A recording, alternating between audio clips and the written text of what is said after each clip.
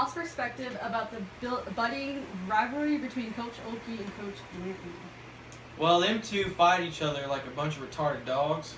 So I feel me and Nathan are here to fuel that rivalry because we love watching them fight. It's the funniest thing ever.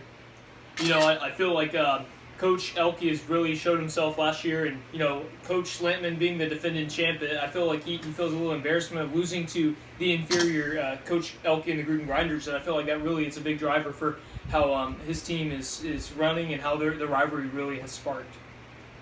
Hey, did you lose to Aaron last year, or did You know, lose to Ethan? Coach Espinoza, I never lost to Coach Elke and the Gruden Grinders. In fact, our team, it'd be like playing Brooks Academy again. I tell you what, definitely very sad, to say the least.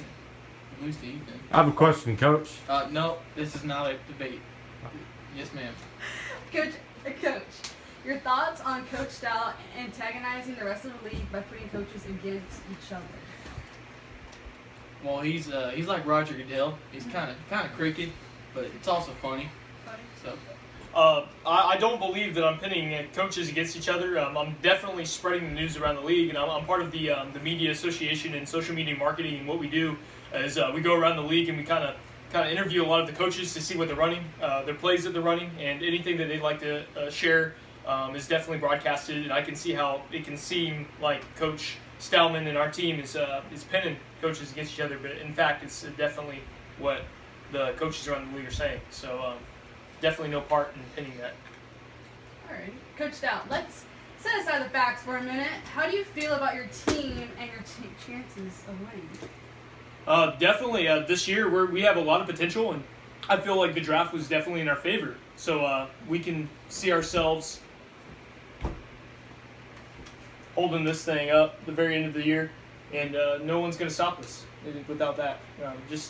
I gotta definitely. We need to have a beat Ethan trophy right here too. You know, or a trophy that says didn't lose to Ethan, because that's definitely around the league what we both have. Yeah. We haven't lost to Coach Elke and the Green Grinders, and I feel like there's one coach in our league that actually has done that last year. So, yeah. Coach Espinoza, do you feel the league is suppressing free speech by fining Coach Hinkie? Well, Coach Hinkie, he's more radical than my uncle, whatever his name, Jethro, Uncle Jethro. He's more radical than him. You know, he spits stuff out that's so controversial. Like, he has to have some guy monitor him 24/7. He has a curfew, I believe. So I'm not shocked, you know, and there's probably going to be more words said that's going to offend people. And, you know, that's the way he is. You know, I'm tired about this kind of stuff in the league where you get offended and all that. You know, we have classy morals. It's about character, class, and total effort. Whenever you have teams like that get offended about little pricky stuff like that, it's bothersome. It's very bothersome to our league and our association. We won't take it anymore. Your team's full of a bunch of pussies. Pussies? Yeah. Can you rephrase that? Go ahead and I elaborate said on pussies. What Are makes you our gonna find team? me? What makes our team? Are you gonna find me?